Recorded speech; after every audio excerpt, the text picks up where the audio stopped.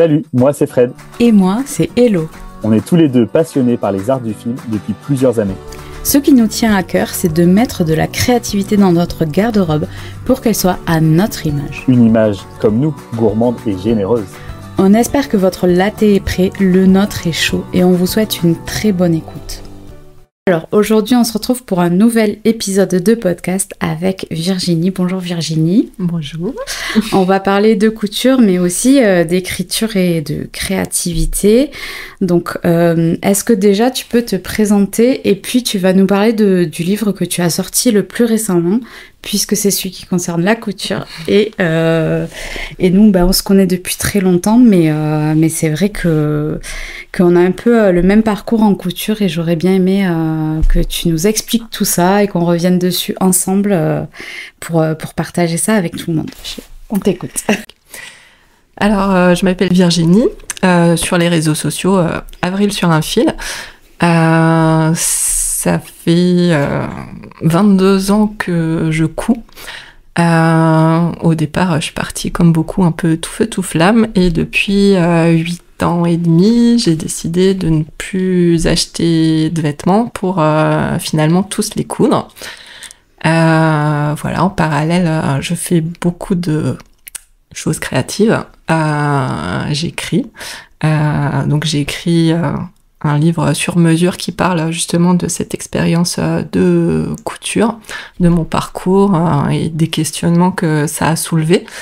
J'ai aussi écrit 2 romans.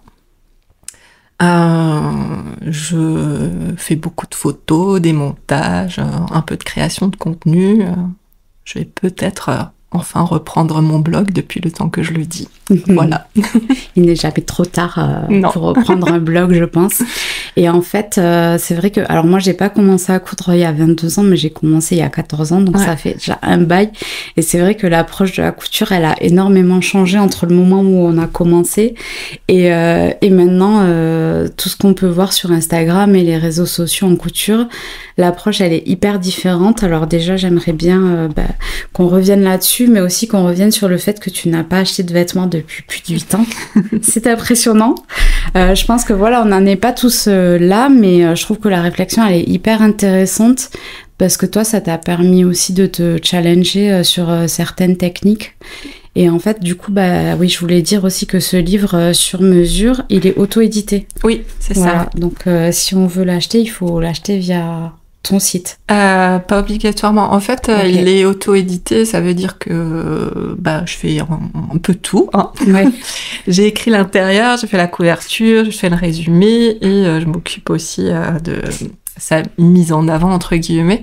Mais ça me tenait à cœur qu'il puisse, comme mes romans, être disponible aussi ailleurs. D'accord. Mais pas seulement sur Amazon. Amazon et Kobo, on peut le retrouver en numérique. Okay. Mais j'avais envie qu'on puisse le trouver un peu partout. Du coup, on peut le commander chez son libraire préféré. Et il est aussi... tout n'est pas encore tout à fait en place correctement.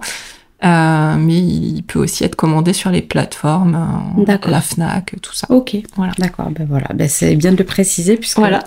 Je ne savais pas. Et donc, tu me l'avais envoyé il y a quelques semaines, donc oui. Je l'ai lu en entier.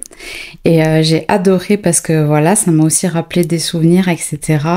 Parce qu'on a commencé au moment où il y avait très peu de marques de patrons indépendants, voire pas. Il n'y en avait pas, non. Et donc, il y avait les livres japonais. Et est-ce qu'on peut en parler parce que en fait c'était vraiment un sujet parce que quand on a commencé à coudre en gros on pouvait pas vraiment choisir la taille notre taille en fait à nous. Ça existait sauf dans Burda. Mais est-ce qu'on veut coudre Burda? Pas toujours. Du coup c'était les livres japonais donc c'était pas toujours traduit en plus. Non. Moi, ceux que j'ai, ils sont en version originale, en fait. Donc, en fait, moi aussi, j'en ai des japonais en japonais, quoi. Voilà. Et donc, il fallait regarder les schémas et tout. C'était pas évident, il faut le dire. Mais est-ce que tu peux nous expliquer un petit peu, parce que tu en parles beaucoup dans ton livre, mais quelle a été ta démarche Et pour quelles raisons tu as choisi de ne plus acheter de vêtements en fait? Au départ, j'avais décidé de ne plus acheter de vêtements seulement pendant 1 an. Ouais. Parce que ça me paraissait déjà bien. C'est un gros challenge déjà, je trouve. Hein. Ouais. Quand on est habitué à acheter, en tout cas. C'est ça. Quand on ne sait pas tout coudre aussi. Ouais. Donc. C'est ça, ouais. J'avais décidé pendant 1 an parce que j'achetais beaucoup de vêtements quand même dans le prêt-à-porter, en plus de tous ceux que je cousais. Mais j'étais confrontée, comme beaucoup de femmes finalement, à l'enfer des essayages. Hein, on peut appeler les choses comme elles sont. Exactement. Surtout pour les pièces, genre un jean. Qui n'a pas galéré au moins une fois dans sa vie à trouver un jean qui aille à peu près, parce que en plus ça ne va pas forcément comme il faut. J'avais un peu cette frustration de rentrer à chaque fois déprimée un peu des séances de shopping, et j'avais aussi une envie un peu qui était là depuis un moment de changer mes habitudes un peu sur tous les fronts. C'était global. C'était global. J'avais envie de réduire mes déchets, de consommer mieux, de cuisiner plus. Et puis au départ, je me suis un peu retrouvée démunie parce que j'avais décidé, par exemple, de tendre vers le 0 déchet, mais moi, je voyais directement le bocal de déchets, alors qu'on avait beaucoup plus. Et voilà, je me posais énormément de questions à me dire, si je fais ça, est-ce que ça correspondra à l'objectif que je veux avoir? Et finalement, je faisais rien. Oui, ça t'a un peu bloqué. Ça m'a bloqué, dans ta démarche. Et voilà, tout ça mis bout à bout entre l'enfer des essayages et cette envie de changer, je me suis dit, si j'essayais, au moins pour 1 an, de ne plus acheter de vêtements. Alors je m'étais mis quand même quelques barrières de sécurité avec la possibilité d'acheter du seconde main ou des marques éthiques. Et j'avais exclu la lingerie et vêtements de sport. Parce que c'était plus compliqué à l'époque de trouver des patrons, et pour les vêtements de sport, surtout les matières, quoi. Ça, et les patrons aussi. C'est encore pas très très accessible, je trouve, même si ça... Pour la lingerie, ça a changé vraiment, je trouve. Oui. Mais pour les vêtements de sport, ça reste un challenge de trouver les matières dont on a besoin, en couture en tout cas, je trouve. C'est ça, ouais. Après, la doudoune de ski, je compte pas la coudre. Je comprends. Tu as le droit. Et est-ce que, en fait, de partir dans cette démarche, pour toi, ça a été... Est-ce que tu dirais que ça a développé ta créativité, ou est-ce que, comme tu disais tout à l'heure, que tu te sentais bloquée, est-ce que ce challenge de plus acheter de vêtements, à un moment donné, tu t'es pas sentie bloquée par ça? Si, je me suis sentie bloquée parce que fallait que je choisisse entre le côté utile et le côté coup de cœur, passion. Parce que j'avais envie de coudre des robes, mais j'avais besoin de pantalons. C'est un peu souvent ça. En tout cas, pour moi, c'est souvent ça. Voilà. J'ai envie de robe et puis j'ai besoin de pantalons. Voilà, mais j'ai réglé le problème depuis, parce que je porte quasiment plus de pantalons. Ah ben oui, c'est comme ça qu'il faut régler le problème, en fait. Mais à l'époque, j'avais pas encore trouvé les collants thermiques. D'accord. Et comme je suis une grosse frileuse, voilà. Et Et comment tu as réussi à dépasser ce petit blocage en te disant pas que tu allais abandonner, mais qu'au contraire, tu allais persister, tu vois, et continuer ce challenge? C'est vraiment le côté écologie qui t'a poussé à le continuer, ou c'était quoi? Je pense pas que ce soit... J'aimerais que ce soit que ça, mais je pense pas. C'est un tout, finalement. Parce que je me suis rendu compte aussi que finalement, c'était pas si compliqué. que j'ai aussi... après, il y a beaucoup de personnes qui me demandent, qui me disent « j'aimerais faire comme toi ». Moi, quand j'ai commencé, ça faisait 15 ans que je faisais de la couture, donc j'avais déjà essayé plein de choses et je pense que j'étais capable de coudre quasiment tout. Donc, j'avais pas cette barrière technique, même si après, on peut toujours progresser et augmenter la difficulté dans la catégorie de pièces. Je sais pas si c'est très clair ce que je dis, mais oui, on commencer avec un pantalon simple et terminer par un jean, quoi. Mais ça me faisait pas peur. Et du coup, je me suis perdue dans la question. Est-ce que la question c'était au départ, est-ce que ça t'a pas fait peur et tu t'es pas dit tant pis, je vais abandonner parce que c'est contraignant, quoi. Ouais, mais et je me suis rendu compte aussi surtout que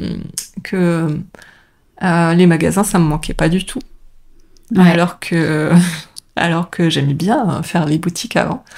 Même accompagner mes filles ou mon mari, c'était devenu un peu un calvaire. Pourtant, ça faisait qu'1 an et j'avais déjà énormément changé. Et je me suis rendu compte aussi que la couture, ça me permettait vraiment d'avoir des vêtements sur mesure. Ah, ça, c'est ça qu'on aime. Hein. Voilà.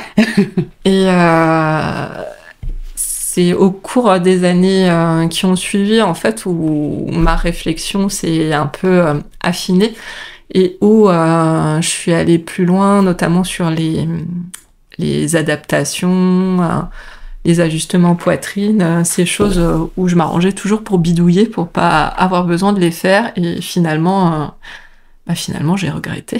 Ouais. Ça t'a permis de te plonger dans la question, quoi. Ouais, Et puis, que ça mais... tombe... oui. Et puis que ça tombe mieux par la suite, quoi. Et après, je trouve que dans ton livre, t'abordes plein de sujets intéressants, mais il y a un mix entre un peu la garde-robe capsule, tu vois, des questionnements, en fait, qui sont intéressants parce qu'ils sont autour de la couture. Pas forcément sur des techniques en soi, mais sur comment construire une garde-robe. Alors, moi, je suis pas du tout minimaliste dans ce que je couds. Je couds quand même... j'aime bien avoir le choix dans ma garde-robe. Et c'est intéressant parce qu'aussi, tu en parles de cette approche de garde-robe capsule qui finalement te convenait pas forcément. Et peut-être que tu veux expliquer rapidement un petit peu... ta réflexion, mais je trouve ça intéressant parce que parfois on a envie d'adapter un concept sur notre pratique de la couture et en fait c'est bien parce que quand on se pose la question, des fois on se rend compte que ça marche pas et puis finalement c'est pas grave, quoi. Est-ce que tu veux en parler un petit peu de la façon dont tu as abordé cette question de garde-robe capsule, parce qu'en fait on en voit pas mal passer et c'est vrai que le sujet est abordé dans le livre Drest de Dirindo, comment construire sa garde-robe capsule. Et c'est un sujet hyper intéressant, mais qui ne va pas forcément coller aux habitudes de tout le monde, quoi. C'est ça, ouais. Au départ, la garde-robe capsule, c'est le truc qui me faisait rêver. Oui, en fait, c'est bien parce que tout s'imbrique. Ouais. Parce que c'est beau, c'est... Voilà, tout va avec tout. Et puis, il n'y a pas de prise de tête pour s'habiller parce qu'il y a la facilité de transversalité sur les pièces qui vont facilement entre elles. En fait, le concept, c'était de choisir, par exemple, 3 hauts, 3 bas, peut-être 2 robes, et puis que tout le monde puisse s'assembler. Il y a plusieurs façons de voir. Il y a 3 hauts, 3 bas, 3 chaussures, 3 vestes, et tu peux rajouter, après tu peux rajouter des choses. T'as aussi des capsules qui sont plus basées sur 33 pièces par saison. Il y a plein de façons de voir le sujet, ouais. Mais il y a toujours ce côté transversal. Après, moi, je me suis rendu compte assez rapidement assez rapidement non, parce que j'ai essayé à plusieurs saisons de construire cette capsule, d'au moins la mettre sur papier, mais j'étais bloquée. Et je me suis rendu compte par la suite que En fait, c'est pas un nombre de pièces qui devait définir ma garde-robe. C'est déjà mon mode de vie. C'est hyper important, je trouve. J'aime beaucoup les robes habillées, mais on va pas se cacher que je sors pas tous les 2 jours. Tu fais pas les soirées de l'ambassadeur non, c'est ça, non. toutes les semaines.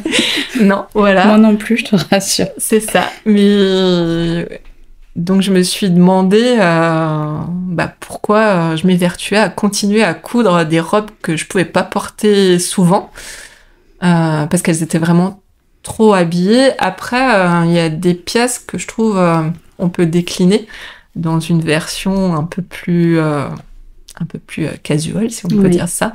Par exemple, la robe Magnolia de Dirando, on peut en faire une très belle robe de soirée, mais suivant le tissu qu'on choisit, si on fait des manches longues, simples, moi j'avais même fait un élastique au bout, et courte, elle rentre dans la vie de tous les jours. Donc, je me suis rendu compte qu'il fallait plus que j'adapte à mon quotidien, à mon mode de vie, parce que je travaille de chez moi à l'atelier. Donc je fais pas forcément je m'habille bien, mais pas non plus comme si j'allais au bureau, où c'était encore différent parce que dans ma vie d'avant, j'avais beaucoup de réunions, machin, voilà. Et j'ai aussi ce truc qui me dérangeait un peu dans cette définition de la capsule, c'est que c'était par saison en fait. Et moi, il y a des choses que je mets toute l'année. Et donc, j'ai préféré parler de garde-robe raisonnée que de garde-robe capsule et de raisonner un peu dans un ensemble de transversalité. Et j'ai mis en place une petite règle que j'applique souvent. Avant de coudre un projet couture, c'est une règle... je l'appelle la règle des 3 tenues. C'est très original.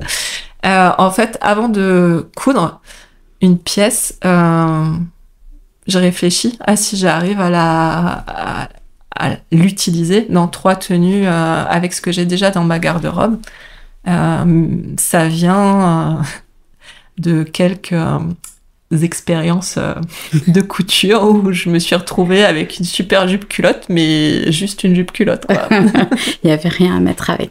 Voilà. En fait, c'est hyper intéressant parce que je trouve que quand on coud, au début, on est vraiment tout feu, tout flamme. On a envie de tout coudre et j'ai envie de dire presque n'importe quoi. Oui. C'est-à-dire que tous les patrons qui nous passent sous la main, on a envie de les faire.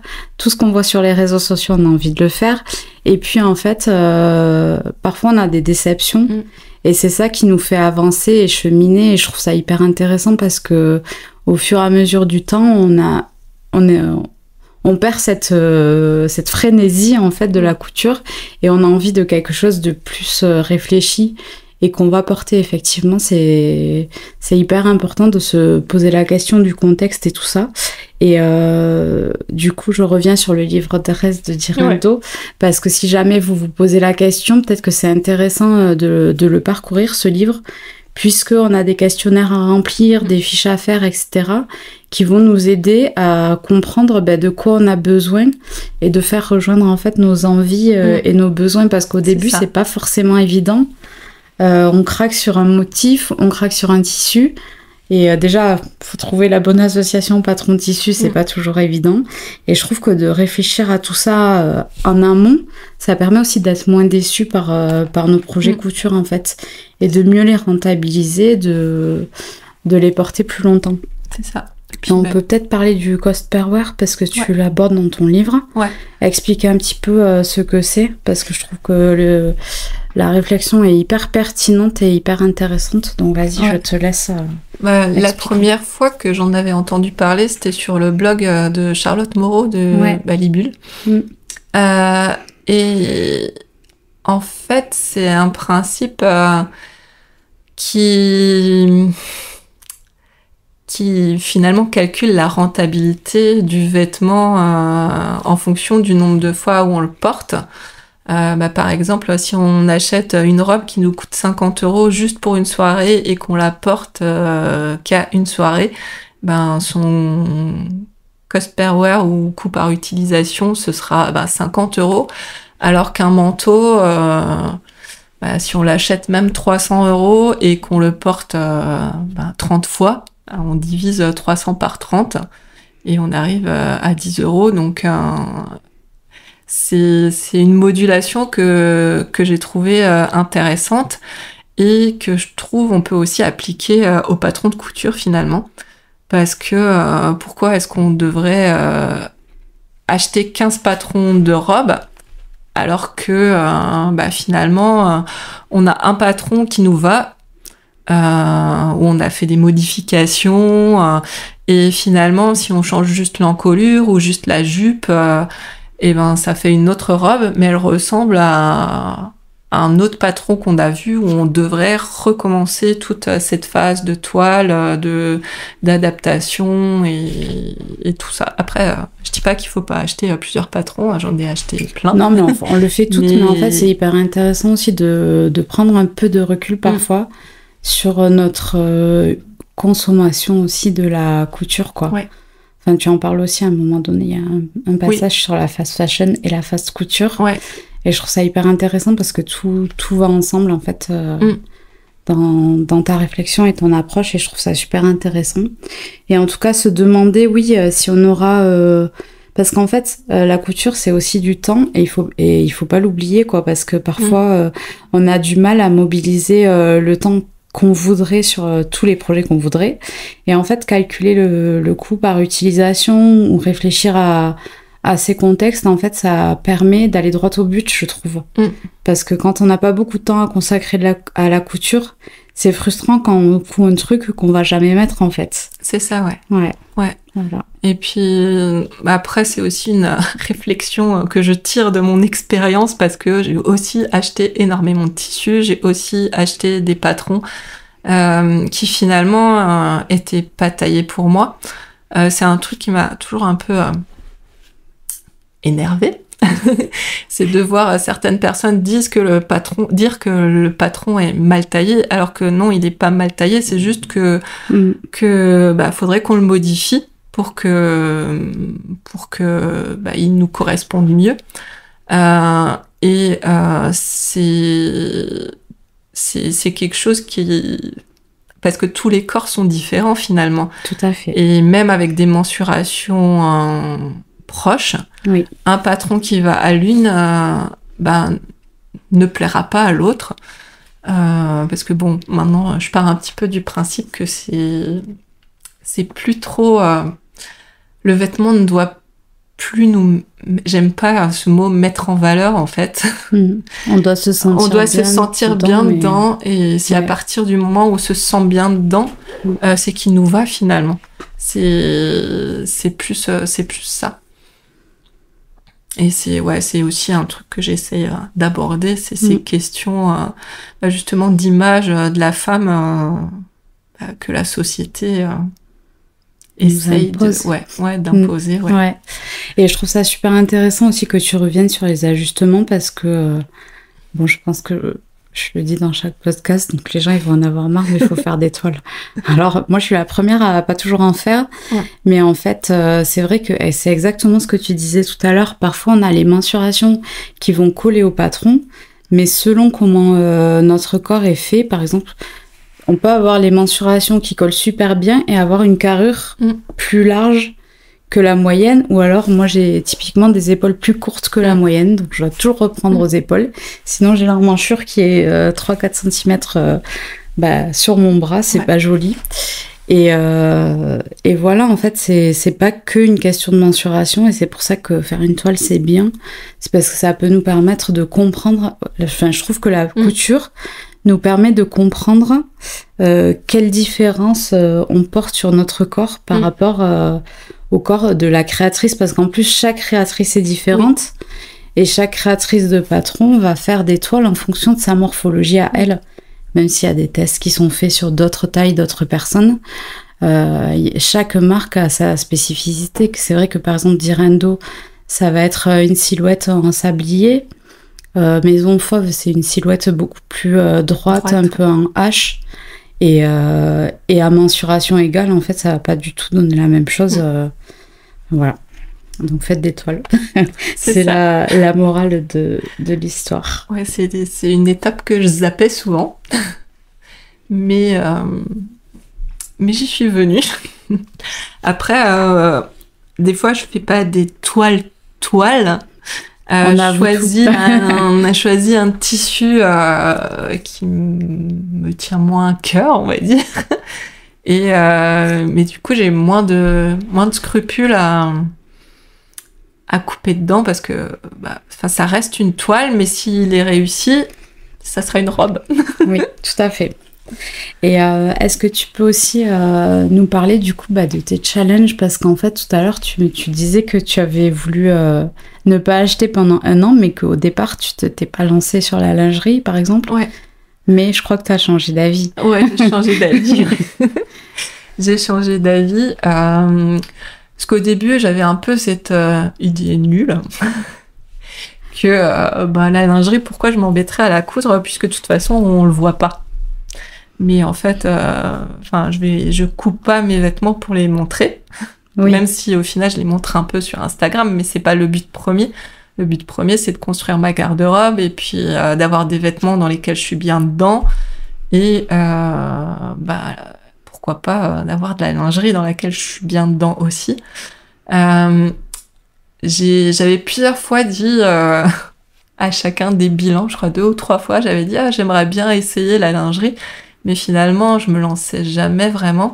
J'ai commencé par coudre un maillot de bain. C'est pas vraiment de la lingerie, mais c'est quand même une pièce où faut que les ajustements soient précis parce que si tu rates, tu rates. Ouais. Et j'avais commencé par le maillot de bain Calypso d'étoffe malicieuse. Avec le côté asymétrique, le petit volant, il est super joli. Et j'ai cousu en 2018 parce que je l'ai publié il y a quelques jours sur Instagram. En 2018 et je le porte toujours avec autant de plaisir. Je pense que c'est un modèle qui peut rester intemporel. Et puis le tissu que j'ai choisi, c'est un tissu de maillot de bain, mais ça reste quand même assez sobre. C'est ce qui permet aussi de faire durer les choses un peu plus dans le temps. Elles sont moins marquées, entre guillemets, quoi. De pas s'enlacer aussi. C'est ça. Et puis même entre le début de mon défi et le moment où j'ai commencé à coudre de la lingerie, il y a l'offre qui s'est aussi étoffée. Oui, c'est vrai. Au départ, c'était un peu... il y avait quelques patrons de lingerie, mais pour trouver les matières premières, c'était plus compliqué. Oui, clairement. Et puis bon, aujourd'hui, c'est carrément le paradis. Et qu'est-ce qui t'a donné envie de te lancer dans la lingerie? Donc, t'es d'abord passée par le maillot. Ouais. Mais après, en fait, est-ce que tu pourrais déjà nous expliquer ce qui t'a donné envie d'aller jusqu'à la lingerie et peut-être donner des conseils aux personnes qui n'osent pas se lancer parce qu'elles ont le même a priori que c'est trop difficile ou bien pas accessible ou bien... il faut pas vraiment un matériel spécifique, on peut le coudre avec une machine à coudre. Oui. Peut-être pas les premiers prix parce que... Ouais. Voilà. Oui, parce que c'est des matières extensibles aussi, on prend... Enfin, peut-être pas pour les tester, premiers, quoi. mais... Ouais. Mais ouais, moi, ce qui m'a... Dans le livre, je parle beaucoup de défis. Ouais. Parce que il y a mon défi de plus acheter de vêtements, mais avant, il y avait plein de défis quand c'était encore l'ère des blogs.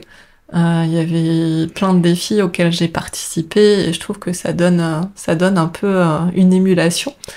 Et la lingerie, c'était un défi personnel un peu. Je me suis dit, finalement, pourquoi j'essaierais pas? Parce que j'avais bien aimé coudre ce maillot de bain et puis la lingerie, c'est comme tout. Des fois, c'est un peu compliqué de trouver ce qu'on veut. Parce que les soutiens-gorge avec baleine, moi j'aime pas ça. Et alors je coupe pas des trucs compliqués, hein, c'est plus des brassières ou alors il y avait Vega, c'est comme ça qu'il s'appelle. Oui. Ce modèle que j'aimais bien parce qu'il était simple et il me correspond. Et c'est Eclipse Lingerie. Oui, c'est ça, oui. Ouais. C'est celui-là. Et ouais, je me suis lancée. J'ai fait au départ avec des chutes de jersey pour essayer. Jersey de coton parce que ça tient mieux que le, que le jersey. Viscose, que viscose, tout ça. Et même avec une machine à coudre, moi je coupe pas spécialement la lingerie à la surjeteuse. Enfin, certaines pièces, oui. Enfin, les culottes en coton, oui. Mais après, l'élastique, je préfère le poser à la machine. Moi, c'est pareil. Ouais. Voilà. Et puis, les 4 coutures qu'il y a à faire, c'est pas compliqué de les faire à la machine, quoi. Et les montages qui sont proposés, souvent, ça permet quand même de faire des finitions assez propres, même juste avec une machine et sans surjeteuse, finalement. Oui, je trouve que c'est carrément accessible à la machine à coudre. Ouais. Et en fait, c'est pas aussi difficile que ça en a l'air, en fait. Non. C'est juste, faut pas commencer par un modèle de soutien-gorge avec baleine et machin, mais autrement, avec une brassière. Il y a même des modèles gratuits qui sont très sympas et accessibles. Justement, je crois que Eclipse Lingerie... la brassière Tami. Voilà, c'est ça. C'est par celle-là que j'ai commencé. Ok, voilà. Et dans son livre... Atelier lingerie, ça s'appelle, je crois. Oui. Ouais. Il y en a. Enfin, la brassière qui est à l'intérieur, je la trouve chouette aussi. Un livre que j'adore. Moi aussi. Il y a plein de modèles super de lingerie. Je crois que c'est mon atelier lingerie. Ouais. Il est vraiment top. Et dans ton livre, tu cites un livre que j'adore, donc je suis obligée d'en parler. C'est le livre Comme par magie de Elisabeth Gilbert. Ouais. Et je trouve que il est hyper inspirant pour explorer sa créativité, en fait. Ouais. Moi, j'aime bien... Alors, j'aime bien lire des romans. J'aime pas forcément les livres de développement personnel, mais j'aime bien les livres qui donnent un peu des pistes pour chercher autre chose, chercher autrement, que ce soit sur la créativité ou sur l'écriture, qui donnent un peu des fois des exercices et qui permettent finalement de développer sa créativité. Parce que c'est quelque chose qu'on me dit souvent. Moi, je suis pas créative et en fait, je suis pas d'accord avec ça parce que la créativité... Non, je suis désolée. C'est interdit de dire ça. Non, la créativité, c'est pas quelque chose qui a à voir avec l'art ou avec le côté un peu... Oui, il y a un côté puriste quand on dit « je suis pas créatif ». On s'imagine que c'est parce qu'on fait pas une œuvre d'art en peinture. Et en fait, la créativité, ça commence bien plus tôt que le moment où on arrive à ça, en fait. Pour moi, la créativité, c'est vraiment les idées. Oui, après, le résultat, c'est pas la créativité, c'est un côté plus la technique, un peu, technique ou artistique, suivant le média qu'on utilise. Mais la créativité, c'est vraiment les idées et ça s'apprend aussi de développer les idées. Ouais. Et je trouve que ce livre est génial parce qu'en fait, il permet de comprendre que... il incite à se lancer, je trouve. Il permet de comprendre que c'est accessible à tout un chacun. Et vraiment, si vous avez rien à lire pour cet été, je vous conseille, en plus du livre de Virginie, bien entendu, le livre de Elisabeth Gilbert, Comme par magie, c'est elle qui avait écrit Mange Prix M. Oui, c'est ça, ouais. Et il est vraiment top. Vraiment un livre que j'adore. Donc je valide la citation. Puissance Ville. Ouais. J'avais envie de mettre des citations en plus dans le livre parce que au début je me suis posé la question savoir si j'allais mettre des photos. Après, la difficulté c'est que c'est de l'auto-édition, ça reste de l'auto-édition et l'auto-édition c'est des livres qui sont imprimés à la commande, donc quasiment à l'unité, sauf les exemplaires que j'ai moi à l'atelier. Mais à ce moment-là, en termes de coût, c'était à produire, c'était un budget différent de celui du livre-là. Et à la place des photos, j'avais envie de mettre quelque chose d'autre. Et du coup, j'ai mis des citations qui me parlent. J'ai mis des morceaux de chansons, même des extraits de livres. parce que je trouve qu'ils allaient bien. Enfin, ils illustraient un peu les chapitres du livre, et puis ils étayaient un peu les propos. Alors parfois c'est des romans auxquels on s'attend pas forcément, mais des fois, ouais, moi j'aime bien noter les petites citations qui me parlent dans les romans, et ben là ça a été utile. Bah ouais, c'est clair, mais c'est super bien adapté à chaque fois à ce que tu vas dire, je trouve. En tout cas, c'est très bien trouvé. Et du coup, comme on parle d'écriture, est-ce que tu peux nous expliquer un peu qu'est-ce qui t'a donné envie d'écrire là-dessus? Parce qu'en fait, il y a le côté couture, mais là aussi, il y a vraiment le côté, la démarche d'écrire, d'expliquer justement ta démarche et de le partager. Donc, est-ce que tu peux nous dire un petit peu comment ça s'est fait? Qu'est-ce qui t'a poussé à le proposer en auto-édition? Ça fait longtemps que j'ai ce projet. Parce que au départ, quand je me suis lancée dans ce défi de plus acheter de vêtements, on me posait beaucoup de questions, savoir comment j'avais fait, comment j'en étais arrivée à prendre cette décision, qu'est-ce qui m'avait motivée, et ouais, puis ça s'explique pas juste en 2 mots. En fait, c'est un cheminement qui prend racine peut-être déjà au début, où j'ai décidé d'essayer la couture, parce que je le raconte un peu en introduction. J'ai toujours eu envie de coudre, mais on m'a toujours dit « Ah non, c'est trop difficile, tu vas pas y arriver ». Et un jour, j'ai rencontré une jeune femme qui m'a dit « Ben non, c'est pas si compliqué que ça, essaie et tu verras ». Et en fait, ça a changé ma vie. J'avais envie de partager un peu tout ça, partager toutes ces réflexions aussi, montrer aux autres que elles sont pas seules finalement, à galérer au départ, parce que j'ai aussi eu des échecs, des échecs, non. C'est des choses moins réussies, des choses que j'ai jamais portées. Mais la vie, finalement, c'est pas les réseaux sociaux, parce que les réseaux sociaux, c'est ce qu'on nous montre, et on nous montre pas assez souvent les choses qu'on réussit pas, je trouve. Et ouais, c'est un peu tout ça qui m'a amenée à vouloir écrire là-dessus. Mais le projet est resté dans un tiroir pendant assez longtemps. Et c'est en fait en discutant avec une amie autrice des projets que j'avais pour cette année 2024, je lui disais que j'avais un truc au fond d'un tiroir que je savais pas quoi en faire, parce que je trouvais qu'il partait un peu dans tous les sens, que c'était pas assez clair.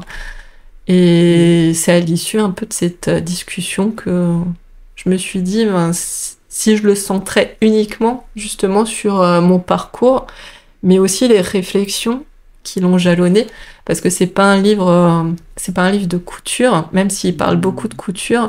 Le couture, c'est un peu le fil rouge, mais il y a aussi beaucoup de questionnements sur l'acceptation de soi, sur l'image qu'on a de son corps quand on le regarde dans le miroir, sur la mode de façon générale, et la fast fashion, tout ça, quoi. C'est pas juste la couture. Oui, c'est une réflexion plus globale sur la façon sur la société dans laquelle on vit, et sur le mode de fonctionnement par rapport à notre garde-robe, finalement, que tu as remis en question, et que tu voulais partager ce cheminement, quoi. Et est-ce que tu as un projet couture en cours en ce moment? J'aime bien savoir les projets couture des uns et des autres. J'en ai toujours plein. Mais j'ai plein d'idées, mais après, j'essaye de mettre des priorités et de faire en fonction de ce dont j'ai besoin le plus. J'ai commencé à coudre un maillot de bain. Alors, je suis partie d'un modèle de brassière comment ça s'appelle la marque? Oh Lulu, quelque chose comme ça. Et c'est les Sarah. Alors, j'avais déjà cousu version lingerie, et elle proposait un tutoriel pour pour le modifier en maillot de bain. Et comme je me suis rendu compte qu'il fallait peut-être un petit ajustement sur la version lingerie, je me suis dit, autant essayer de le faire sur le maillot de bain. Ok. Et voilà, du coup, j'ai tenté mon FBA. On verra si ça marche ou pas. Ok. C'est toujours le côté qui on ne sait pas si ça va passer ou pas. C'est le suspense un petit peu. C'est ça. Merci d'avoir répondu à tout ça. Et j'aimerais aussi qu'on parle un petit peu d'entrepreneuriat parce que c'est pas toujours évident. Et je sais que parfois j'ai des questions et qu'il y a des gens qui écoutent que ça peut intéresser le côté entrepreneurial lié à la couture ou pas. Parce que du coup, ton activité, c'est aussi de faire des livres. Ouais. Et est-ce que tu peux nous parler un petit peu de ton parcours par rapport à ça comment tu t'es lancée dans le grand bain Alors, c'est arrivé un peu par hasard. Enfin, même si je pense pas que les choses arrivent par hasard, c'est que ça devait arriver, mais j'ai toujours eu envie d'écrire. En fait, l'écriture, c'est le média dans lequel je me sens le plus à l'aise. Je suis pas trop à l'aise à parler ou sur les vidéos. C'est pas là où je me sens le mieux. Le blog, j'aime bien ça. J'écris aussi une lettre le dimanche, pas pendant les vacances, mais pendant l'année. Et un jour, dans cette lettre, j'ai eu envie d'innover et j'avais envie d'écrire un texte d'une jeune femme qui se coud une robe pour un rendez-vous. Et c'est comme ça que ça a un peu commencé. Alors, après, j'habite un peu avec Raymond. Hein. Raymond, c'est mon syndrome de l'imposteur, je lui ai donné un nom. Ça en parle dans le livre. Ouais, j'en parle, ouais. Et je l'ai fait relire à des amis. Je savais que si elle trouvait ça pas bon, elle me l'aurait dit. Et finalement, elles m'ont plutôt encouragée à le partager. Et donc, j'ai partagé ce texte avec les abonnés à ma lettre. Et j'ai eu beaucoup de retours positifs. Je m'y attendais vraiment pas du tout. Et on me disait, mais on veut une suite. Et c'était à la Saint-Valentin que j'ai écrit ça. Et à Noël, j'avais proposé un calendrier de l'Avent un peu alternatif. Quelque chose de dématérialisé. Où en fait c'était chaque jour j'envoyais un message soit avec un tutoriel, soit avec une recette, soit avec une réflexion, quelque chose de qui crée pas des choses inutiles parce que ça reste un peu dans ma nature. Il faut le dire que c'est souvent des petits trucs qui vont pas forcément nous servir. Enfin, voilà, en règle dans générale, ma vision à moi, c'est ça. Après, j'avais envie de quelque chose qui soit immatériel et qu'on puisse reproduire ou qui puisse inspirer ou pas. Mais j'avais proposé ça et le dimanche, j'écrivais un morceau d'histoire. Au départ, j'avais imaginé écrire quelque chose d'assez court et je me suis un peu emballée. Je crois que j'avais dans l'esprit 1000 mots à peu près. Et finalement, je suis arrivée à 1000 par dimanche. Ça devait arriver à 4000. Je suis arrivée à presque 12 000, donc je me suis emballée. Voilà. C'était parti. C'était parti. Et finalement, ce morceau et le texte que j'avais écrit pour la Saint-Valentin, je les ai gardés et ils font partie de mon premier roman. Parce qu'après, j'ai continué à l'écrire. Ça me tenait à cœur parce que il m'a aidé un peu à traverser un moment difficile pendant que ma maman était malade. Et puis par la suite, après son décès, ça me permettait d'être ailleurs, de vivre une autre vie et d'oublier un peu toute la réalité, quoi. Et mais je l'ai écrit au départ, je l'ai écrit pour moi et je l'ai pas forcément écrit pour le partager. C'est plus ma communauté qui qui a demandé à pouvoir le lire, mais sans pression, hein, de façon très positive et bienveillante. Et c'est ce qui m'a encouragée en fait à leur partager à elle au départ. Et j'imaginais pas en fait qu'ils puissent traverser cette barrière-là et aller plus loin. Et bon, après, une fois que j'avais commencé à écrire, je n'ai pas pu m'arrêter. J'en ai écrit un deuxième. Est-ce que tu peux nous expliquer un petit peu de quoi ça parle? Ouais. Pour les gens qui s'intéressent. Alors, le premier, c'est l'appart d'en face. C'est l'histoire de Clara, qui est c'est Clara qui est institutrice, qui a 36 ans, qui vit à Strasbourg, qui fait beaucoup de couture aussi. C'est ton double dans une autre vie. Ouais, c'est ça. Mes personnages ont souvent une part de moi, mais c'est pas moi en fait. C'est juste une facette. Mais du coup, ça trompe certaines personnes qui me connaissent un peu et qui me disent « Mais c'était toi !» Sur ce point-là, oui, mais le reste, non. Voilà, donc elle vit à Strasbourg, dans un immeuble du centre-ville. Elle a vécu des moments difficiles qui ont fait que elle essaye de se préserver et elle s'est un peu refermée sur elle-même.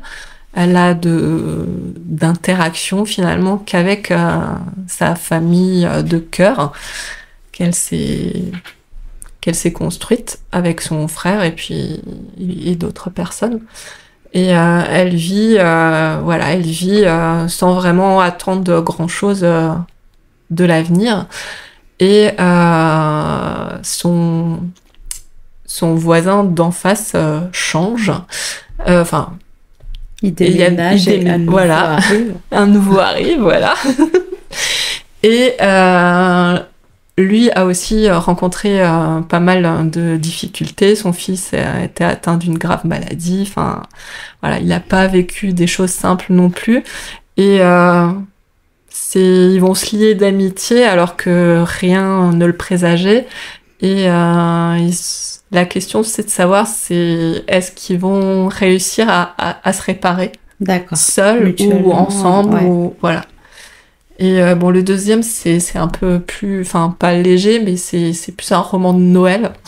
Parce qu'à Strasbourg, c'était obligé. Alors moi, je suis pas de Strasbourg, du coup, c'est la première fois que je viens. Je suis chez toi, là, dans ton atelier, pour remettre un peu le contexte. Et on vient de faire un petit tour rapide en ville. Et c'est vrai que on ne peut pas ne pas parler de Noël à Strasbourg. Non, c'est pas possible. Voilà.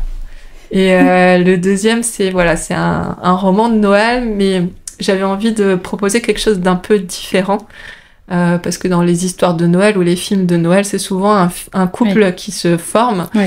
Moi, j'avais envie d'un couple qui existe déjà, qui a 3 enfants, mais qui rencontre une difficulté dans sa vie de couple et de famille, parce que Noélie...